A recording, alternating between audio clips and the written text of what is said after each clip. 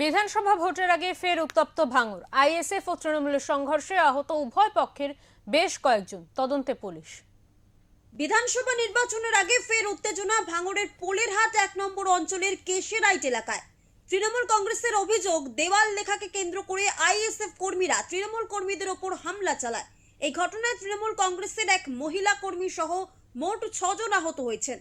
আহতদের উদ্ধার করে জিরানগাছা হাসপাতালে ভর্তি করা হয়। পরে দুজনের শারীরিক অবস্থার অবনতি হওয়ায় তাদের কলকাতায় রেফার করা হয়েছে বলেই দাবি তৃণমূলের। আজকের এই ঝামেলাটা তো হয়েছে কালকের থেকে শুরু।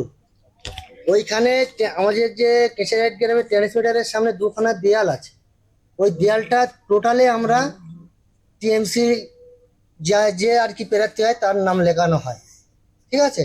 ওরা জোর করে কিছুটা আর কি এর আগের বারে কিছুটা আর কি ওদের ছিল, ঠিক আছে। এইবারে ওরা কি করেছে, জোর করে এবারে পুরো দেয়ালটা দখল করে নিয়েছে।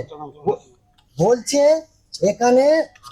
এখানে আমাদের আইএসএফ এর দেয়াল, এটা আমরা জোর করে দখল করবো, কারো যদি কিছু করার থাকে করে নিস। কে মারধর করলো? কারা আপনাদের মারধর করেছে? আইএসএফ এর ওই হারমাত বাহিনীগুলো। অন্যদিকে এই অভিযোগ সম্পূর্ণ অস্বীকার করেছে আইএসএফ। দক্ষিণ ২৪ পরগনা জেলার আইএসএফ সভাপতি আব্দুল মালিক মোল্লা। তার অভিযোগ, কয়েকদিন আগে ওই এলাকায় আইএসএফ কর্মী আজিজুল কাজীর সঙ্গে তৃণমূল কর্মী সাইফুদ্দিন কাজীর পারিবারিক বিবাদকে কেন্দ্র করে একটি বিচার সভা হয়। সেই সভায় আজিজুল কাজীকে দোষারোপ ও হেনস্থা করা হয়। আইএসএফ এর দাবি, আজিজুল কাজী রাস্তা দিয়ে যাওয়ার সময় সাইফুদ্দিন কাজী ও তার লোকজন তাকে আটকে মারধর করে। পরে আজিজুল কাজীর পরিবারের সদস্য ও আইএসএফ সমর্থকরা ঘটনাস্থলে পৌঁছালে পরিস্থিতি আরো উত্তপ্ত হয়ে ওঠে। উভয় পক্ষের মধ্যে মারামারি শুরু হয়।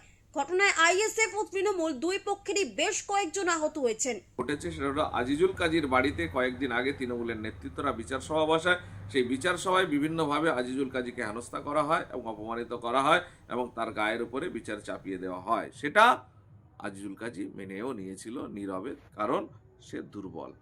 আজকে হঠাৎ রাস্তায় যাচ্ছে, তাকে সাইফুদ্দিন কাজী অর্থাৎ যারা তৃণমূলের নেতৃত্ব, যারা ওই আজিজুল কাজীর বিচার করেছিল, তারা হঠাৎ এই আজিজুল কাজীকে বলে যে তুই আমাদের গালিগালাজ কেন দিয়েছিস। এইভাবে জবরদস্তি তাকে রাস্তায়তে ধরে মারতে মারতে তার বাড়ি পর্যন্ত নিয়ে যায়।